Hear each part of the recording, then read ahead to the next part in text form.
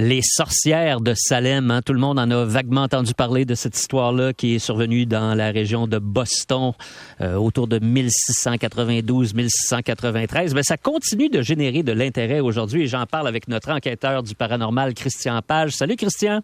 Salut Philippe. Christian, pourquoi as-tu choisi ce sujet-là aujourd'hui? Je pense qu'il y a une raison très précise. Oui, en début de semaine, j'ai fait une intervention avec Bernard parce qu'on avait réhabilité la dernière des sorcières de Salem. Comme tu l'as mentionné, ce sont des procès qui se sont tenus.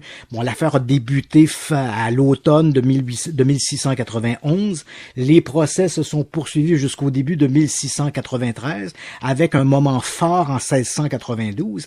Et toutes les sorcières, bon, il y a eu 20 condamnations à mort. 19 sont morts par pendaison. Un homme a été, lui, condamné à être écrasé jusqu'à la mort. Mais pourquoi? Qu'est-ce qu'on leur reprochait exactement? On leur reprochait de pactiser avec le diable et de s'adonner à la sorcellerie. C'est surtout ces éléments-là.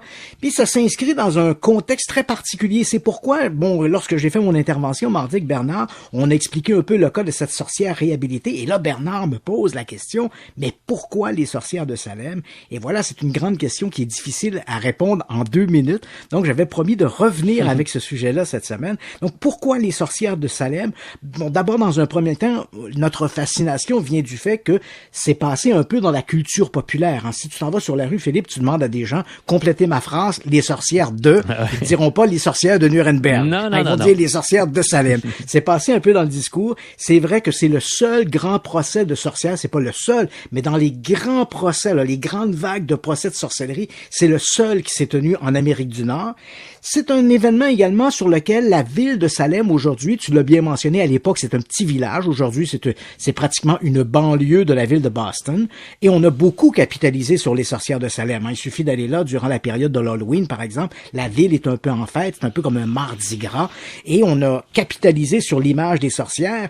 Quand tu dis que les voitures de police, le logo sur les portières, c'est une sorcière sur un balai, ça nous rappelle un peu tout le contexte culturel qui s'est développé, culturel et populaire autour de ça. Ça devient presque folklorique, mais c'est ancré dans une réalité historique. Voilà. Et pourquoi ça s'est ancré dans une réalité historique? Les sociologues et les historiens débattent beaucoup des sorcières de Salem parce que comparativement à tous les grands procès de sorcellerie qui se sont tenus en Europe, principalement dans la première moitié de la Renaissance, on parle quand même de beaucoup de condamnations. Hein. Les chiffres, on a quand même des bons registres qui nous permettent d'avoir une vision assez réaliste de ce qui s'est produit et on pense qu'il y aurait entre 50 000 et 100 000 personnes en Europe qui auraient été exécutées durant ces grandes chasses aux sorcières.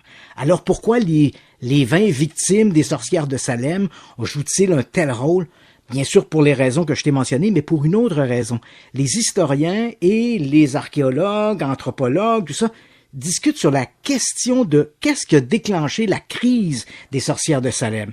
Il y avait bien sûr la peur du diable, on y croyait, c'était fondamental. Le diable, il est là.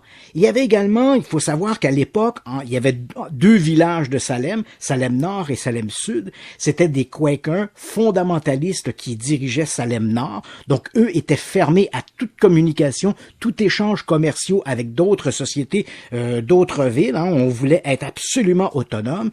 Et Salem Sud, lui, c'était des libéraux. On était plus ouverts. Toutes les accusés venaient de Salem Sud, tous les juges de Salem Nord. Donc, il y avait une petite saveur de vengeance ici. Mais l'autre problématique, c'est que c'est un procès, ce sont des procès et des condamnations qui sont très atypiques.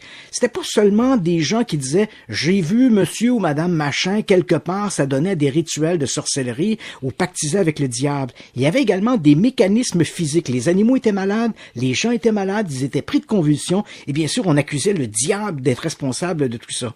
Et les historiens débattent encore aujourd'hui sur les causes du procès de Salem. Bien sûr, comme dans tous les cas de sorcellerie en Europe, il y avait cette peur du diable. Mais on se demande s'il n'y avait pas un autre mécanisme derrière tout ça. Et l'une des propositions qui a été faite, c'était l'ergotisme.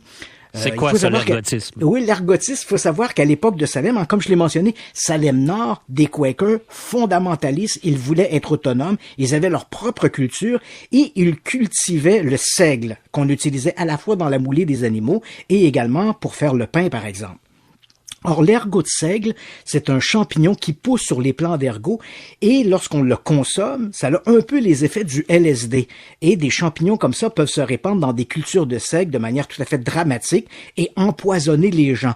Et à travers l'histoire, au Moyen-Âge, à la Renaissance, il y a eu beaucoup de foyers d'empoisonnement à l'ergot et les effets sont un peu semblables au LSD. Donc, il y a des hallucinations, les gens ont l'impression d'être touchés, d'être piqués, d'entendre des voix.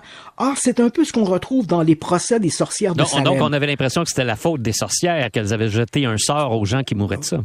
Voilà, donc les gens se sentaient pas bien, les animaux étaient malades, et on se disait, il faut que ce soit le diable. Donc on ignorait, alors qu'en Europe, on avait quand même identifié l'ergot de seigle comme étant un champignon qui se propageait dans les récoltes et pouvait entraîner des effets d'hallucination. Alors que à Salem, visiblement, tout ça a été ignoré. Et aujourd'hui, les historiens, les sociologues, les archéologues font des recherches pour essayer de déterminer est-ce qu'on a des archives, des documents, des éléments qui prouveraient que les gens ont été empoisonnés à l'ergot, ce qui viendrait jeter un éclairage nouveau sur les procès des sorcières de Salem, le pourquoi tout ça s'est déclenché de cette manière-là. C'est vraiment intéressant, mais dis-moi, là, on continue d'annoncer la réhabilitation de la dernière sorcière de Salem. Qui s'intéresse encore à ça? Qui fait encore des démarches pour qu'on les réhabilite? C'est assez amusant parce que il y en avait plus de ça. Il y avait qu'une seule sorcière qui n'avait pas été réhabilitée. Lorsque les grands procès des sorcières se sont arrêtés, le mouvement d'arrêt, ça s'est pas arrêté instantanément, mais le mouvement d'arrêt a été déclenché en octobre 1692, quand le gouverneur William Phillips se dit, ça suffit. On va arrêter de juger ces gens-là, les envoyer à la pendaison, c'est ridicule. Il faut dire que le gouverneur avait une bonne raison. Parmi les gens qui accusaient les autres d'être des sorciers ou des sorcières, il y a quelques individus qui avaient pointé du doigt la femme du gouverneur. Fait que c'est dit, ça suffit. Et pourquoi on s'y intéresse? Pourquoi s'y intéresse? Je pense que ça va être le temps d'une troisième chronique là-dessus, ouais, Christian. Elle avait échappé, Merci beaucoup de ces infos. Salut tout le monde, on se retrouve demain.